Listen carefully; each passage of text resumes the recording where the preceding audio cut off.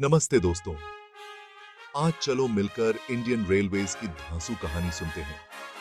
Indian railways जो भारत की lifeline भी है, इसकी हिस्ट्री और काम करने का तरीका बहुत ही एक्साइटिंग और इंस्पायरिंग है।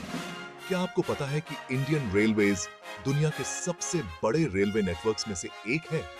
ये ऑलमोस्ट 66,000 किलोमीटर लंबा है और हर दिन 23 मिलियन से भी ज्यादा पैसेंजर्स और 3 मिलियन टन से ज्यादा माल ढोता है।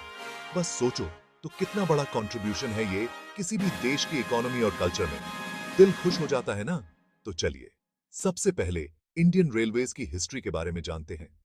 इंडियन रेलवेज की शुरुआत 16 अप्रैल 1853 को हुई थी, जब पहली ट्रेन बॉम्बे, जो अब मुंबई है, से थेन के बीच चली। 24 किलोमीटर की यह जर्नी भारतीय ट्रांसपोर्ट के इतिहास में एक नया चैप्टर लिखने वाली थी। धीरे धीरे रेलवे नेटवर्क फैलता गया और देश के हर कॉर्नर तक पहुंच गया। आजादी की लड़ाई में रेलवेज ने एक इंपॉर्टेंट रोल निभाया। ये सिर्फ लोगों को जोड़ने का जरिया नहीं बना, बल्कि फ्रीडम फाइटर्स के लिए भी रास्ता बना।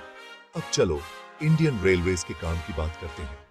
रेलवेज को चलाने की कॉम्प्लेक्सिटी और उसका बड़ा साइज देखकर ही अंदाजा लग जाता है।